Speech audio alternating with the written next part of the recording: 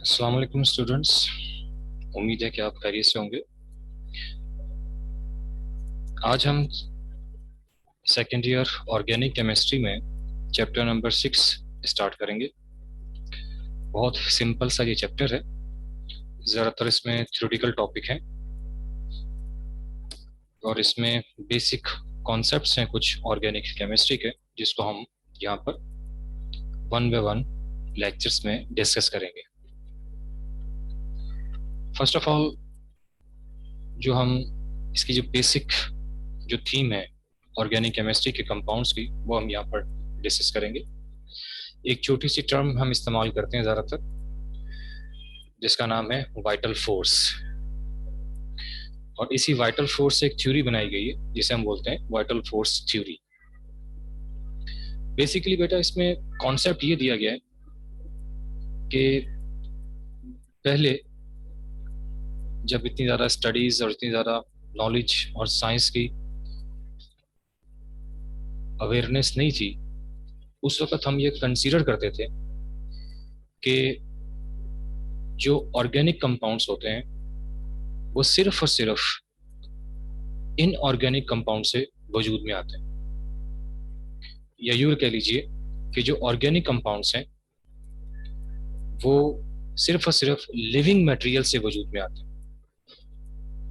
सिर्फ और सिर्फ लिविंग मटेरियल से ही वजूद में आएंगे। अब उन लिविंग मटेरियल्स में जस्ट लाइक एनिमल्स, ह्यूमंस और प्लांट्स वगैरह शामिल हैं, कि इन लिविंग ऑर्गेनिजम्स के अंदर कुछ मखसूस किस्म की फोर्स होती है जो प्रेजेंट होती है, और वो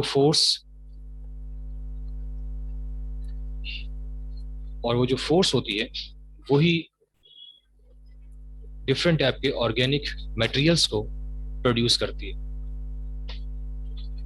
उस फोर्स को नाम दिया जाता है वाइटल फोर्स का। यहाँ पर वो जो वाइटल का वर्ड है, इसका मतलब है लाइफ, यानी लिविंग ऑर्गेनिज्म, ऐसे ऑर्गेनिज्म जिनके अंदर लाइफ प्रेजेंट है, उनमें ये एबिलिटी होती है या उनमें ये सलाहियत है कि वो कुछ मखसूस किस्म के ऑर्गेनिक स्टफ को प्रोड्यूस करेंगे। इसी से फिर थ्योरी डिलीवर हुई, वाइटल फोर्स थ्योरी, जिसका मतलब ये था कि सिर्फ और सिर्फ जो लिविंग मैटर होता है या लिविंग ऑर्गेनिजम्स होते हैं वही ऑर्गेनिक कंपाउंड को प्रोड्यूस कर सकते हैं। कोई भी दूसरा मटेरियल ऑर्गेनिक कंपाउंड को प्रोड्यूस नहीं कर सकता। लेकिन ये थ्योरी उस वक्त रिजेक्ट हो गई जब हमारे पास फर्स्ट टाइम फ्रेडरिक वोलर नाम के एक साइंटिस्ट थे, जिन्होंने फर्स्ट टाइम लेबोरेटरी के अंदर एक केमिकल को प्रोड्यूस किया या केमिकल को जनरेट किया, जिसका नाम था यूरिया। वो डिफरेंट टाइप के केमिकल्स के ऊपर काम कर रहे थे, जिसमें पोटेशियम साइनेट को उन्होंने अमोनियम क्लोराइड के साथ रिएक्ट करवाया, तो जिसके रिजल्ट में उनके पास अमोनियम साइनेट एक कंपाउंड प्रोड्यूस हुआ। इस अमोनियम साइनेट को जब उन्होंने बॉयल किया तो देन एक कंपाउंड प्रोड्यूस हुआ यूरिया के नाम से, NH2CONH2। इस कंपाउंड के अंदर CO यानी कार्बोनाइल फंक्शन ग्रुप यहाँ पर प्रेजेंट है, जो कि ऑर्गेनिक कंपाउंड की एक फैमिली कीटोन और एल्डिहाइड का मेन जो है वो फंक्शन ग्रुप है। तो इससे अंदाजा होता है कि यूरिया जो कंपाउंड है वो एक ऑर्गेनिक कंपाउंड है, जो कि एक नॉन लिविंग कंपाउंड से यानी एक इनऑर्गेनिक कंपाउंड से वजूद में आया, यह प्रोड्यूस हुआ है। जबकि इससे पहले यूरिया जो है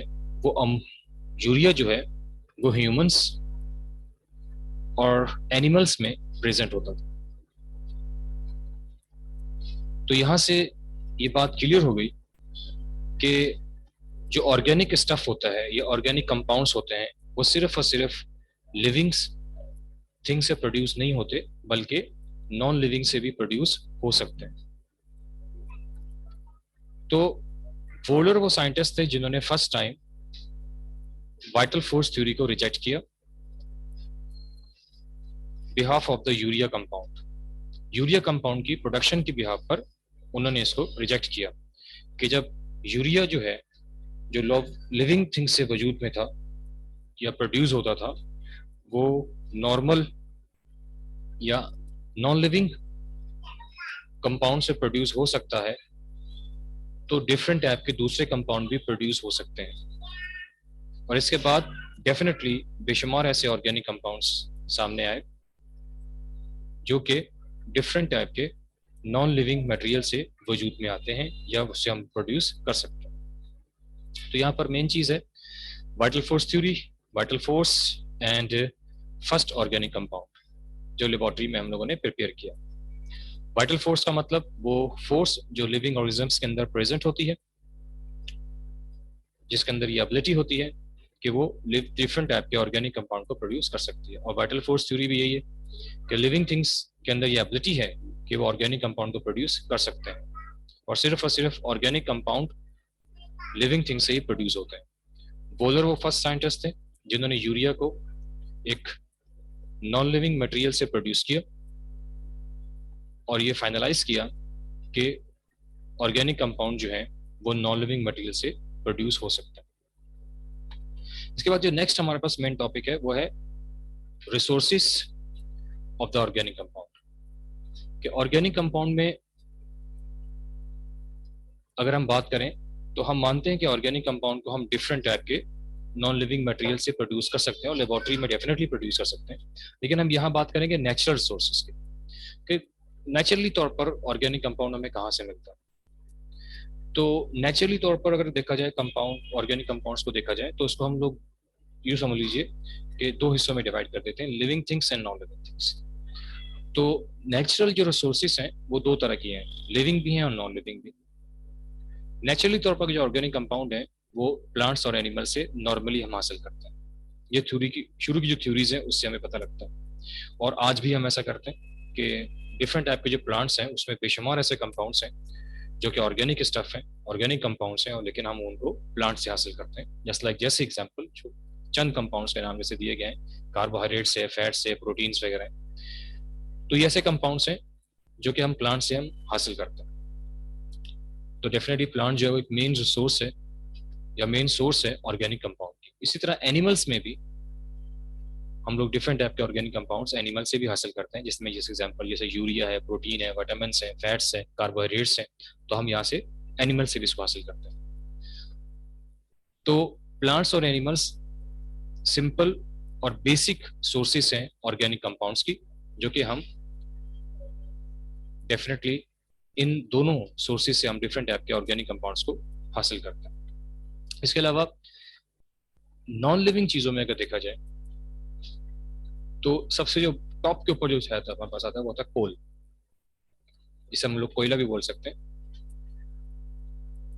कोल की अगर हम फ्रैक्शनल डिस्टिलेशन करें, डिफरेंट टाइप की माइन से हम कोल को हासिल करें और उसकी फ्रैक्शनल डिस्टिलेशन करें, मतलब इसको टेम्परेचर पर हम इसको हीट करके इसको क्रैक करें, फिर इसकी क्रैकिंग करें, तो इसमें से तीन मेन इसे कंपोनेंट जो है वो अलग होते हैं, तीन मेन फ्रैक्शंस अलग होती है, जिसमें कोक है, कोल तार है और कोल गैस। एक चौथी फ्रैक्शन भी कभी कभी मिलती है हमें, वो है अमोनिकल लिक्विड। ये तीन फ्रैक्शंस हमें मिलती हैं, ये तीन मेन कंपोनेंट मिलते हैं जब हम कोल को फ्रैक्शनल डिस्टिलेशन मतलब कोल को हीट करते हैं, इसको क्रैक करते हैं। अब इसमें जो कोक है वो प्योर कार्बन है, जिसको हम एज अ फ्यूल के तौर पर इस्तेमाल करते हैं। जो कोल तार होता है वो लिक्विड फॉर्म के अंदर होता है, ये काफी विस्कस और गाढ़ा किस्म का लिक्विड होता है, ये हमें मिलता है। जब हम फर्दर कोल तार की फ्रैक्शनल डिस्टिलेशन करते हैं तो इसमें से अप्रोक्सीमेटली हमारे पास 215 एंड मोर देन 250 जो है वो डिफरेंट टाइप के ऑर्गेनिक कंपाउंड्स, जिसमें खास तौर पर एरोमेटिक कंपाउंड्स, खास तौर पर बेंजीन जो है और उसके जो डेरिवेटिव्स हैं वो हमें यहाँ से हासिल होता है। और फर्स्ट टाइम बेंजीन को जो मतलब आइसोलेट किया गया था वो कोल तार से ही किया गया था। कोल गैस नाम से जाहिर हो रहा है, ये जो मिक्सचर होगा जो डिफरेंट टाइप के गैसेस का होगा, इसमें जो मेन गैसेस हैं वो अल्केन फैमिली से बिलोंग करती हैं, जैसे मीथेन और इथेन। इसमें सेकंड जो अल्कीन फैमिली है वहां से भी एक गैस है इथीन, वो इन्वॉल्व होती है, और इथाइन, ये गैसेस हैं। इसके अलावा इसमें हाइड्रोजन गैस होती है, कार्बन मोनोऑक्साइड होती है। इन गैसेस का ये मिक्सचर है। तो यहाँ से अंदाजा हो रहा है कि कोल की जब फ्रैक्शनल डिस्टिलेशन करते हैं तो उसमें जो फ्रैक्शंस हैं उनमें से सॉलिड भी हमें हासिल होता है, लिक्विड फॉर्म में भी हमें केमिकल मिलते हैं, और गैस फॉर्म के अंदर भी मिलते हैं। और अमोनिकल लिक्योर का मतलब होगा कि इसमें अमोनिया जो है वो प्रोड्यूस होता है यहाँ से, और इसमें इसको भी डेफिनेटली एज अ फ्यूल के तौर पर हम इस्तेमाल करते हैं। तो कोल जो है वो मेन सोर्स है ऑर्गेनिक कंपाउंड्स की, जिसमें से हम लोग बेशुमार किस्म के ऑर्गेनिक कंपाउंड जो हम हासिल कर सकते हैं। खासतौर पर कोल तार जो है, यहाँ से हम लोग डिफरेंट टाइप के ऑर्गेनिक कंपाउंड हासिल करते हैं। इसकी जो नेक्स्ट सोर्स है वो है नेचुरल गैस। बहुत कॉमन है, सबने आपने नाम सुना है इसको, पाकिस्तान में इसको सुई गैस के नाम से भी जानते हैं। नेचुरल गैस डेफिनेटली ड्रिलिंग के जरिए हम हासिल करते हैं, डिफरेंट टाइप की जमीन में ड्रिलिंग करते हैं और वहां से हम हासिल करते हैं। ये लाजमी नहीं होता कि जहाँ से पेट्रोलियम मिल जाएगा वहां से, मतलब कि जहाँ से नेचुरल गैस मिले वहां से पेट्रोलियम भी मिलेगा, लेकिन जहाँ से पेट्रोलियम मिलता है वहां से नेचुरल गैस लाजमी मिलेगी।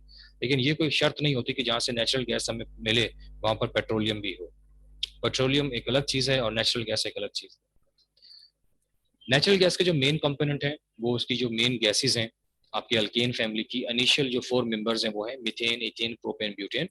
लेकिन इसके अलावा इसमें नाइट्रोजन और कार्बन डाइऑक्साइड गैस भी प्रेजेंट होती है। लेकिन जो मेन इसमें जो कंपोनेंट है वो है मीथेन। अप्रोक्सीमेटली 94 to 95% इसमें मीथेन गैस जो है वो प्रेजेंट होती है। तो आप देख सकते हैं कि जितने भी आपके पास ये कंपाउंड है, इनिशियल जो 4 हैं, हम मानते हैं कि नाइट्रोजन, कार्बन डाइऑक्साइड गैस जो है वो इनऑर्गेनिक कंपाउंड है, लेकिन जो मेन कंपाउंड इसके हैं वो ऑर्गेनिक कंपाउंड है। और मीथेन इसकी जो मेन सोर्स है कि हम नेचुरल गैस से मीथेन जो हम हासिल करते हैं, उसको एज अ फ्यूल के तौर पर इस्तेमाल करते हैं। लास्ट में जब पेट्रोलियम,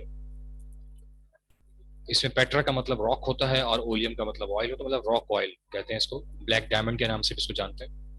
ड्रिलिंग के जरिए हम जमीन से इसको हम हासिल करते हैं। बहुत ही विस्कस और गाढ़े किस्म का ये एक मटेरियल होता है। अब ये याद रखिएगा, पेट्रोलियम एक अलग चीज है और पेट्रोल एक अलग चीज है, ठीक है ना। तो जो जमीन से हम निकालते हैं वो पेट्रोल नहीं होता, वो पेट्रोलियम होता है। पेट्रोलियम के अंदर बेशुमार किस्म की फ्रैक्शंस होती हैं। अप्रोक्सीमेटली कहते हैं कि कम से कम मोर देन 500 फ्रैक्शंस हैं। जिस तरह भी आपने पढ़ा कि कोल की जब फ्रैक्शनल डिस्टिलेशन करते हैं तो उसमें से 4 मेन कंपोनेंट उसके बनते हैं, तो इसी तरह पेट्रोलियम की जब फ्रैक्शनल डिस्टिलेशन करते हैं तो उसमें अप्रोक्सीमेटली कहा जाता है कि मोर देन 500 फ्रैक्शन जो है वो इसमें मिलते हैं। इसमें गैसेस भी हैं, इसमें लिक्विड्स भी होते हैं, इसमें सेमी सॉलिड्स भी हैं, सेमी लिक्विड्स भी हैं, ठीक है ना, विस्कस किस्म की भी होते हैं, लिक्विड्स वगैरह इसमें प्रेजेंट होते हैं। तो पेट्रोलियम जो है मेन सोर्स है ऑर्गेनिक कंपाउंड की, क्योंकि इसमें बेशुमार किस्म के alkanes, alkene, cycloalkanes, aromatic compounds, ठीक है ना, और ऑर्गेनिक कंपाउंड्स और हाइड्रोकार्बन्स वगैरह जो है वो मिलते हैं। तो हम ये कह सकते हैं कि जो मेन सोर्सेस हैं ऑर्गेनिक कंपाउंड्स की वो 5 हैं, जिसमें से 2 जो हैं वो लिविंग ऑर्गेनिजम्स के अंदर काउंट की जाती हैं और 3 जो है वो नॉन लिविंग में काउंट की जाती हैं। लिविंग में एनिमल्स एंड प्लांट्स हैं, और नॉन लिविंग में बेटा कोल है, नेचुरल गैस है और पेट्रोलियम है। तो ये मेन सोर्सेस हैं ऑर्गेनिक कंपाउंड्स की। और इस टॉपिक में मजीद और कुछ नहीं है, सिर्फ थ्योरेटिकल चीजें इसके अंदर प्रेजेंट है। अगर क्वेश्चन आपके पास आता है natural sources of organic compound को आप डिस्क्राइब करें, तो आपने यही 5 सोर्सेज को डिस्क्राइब करना और मटेरियल इतना ही लिखना है जितना आपके पास अभी प्रेजेंट किया गया। इसको ज़रा डिटेल में करने की जरूरत नहीं है। उम्मीद है कि ये लेक्चर आपके लिए यूजफुल रहेगा। अगर इसमें कोई प्रॉब्लम है तो आप कमेंट्स में क्वेश्चन कर सकते हैं। अपना ख्याल रखिएगा। अल्लाह हाफिज़।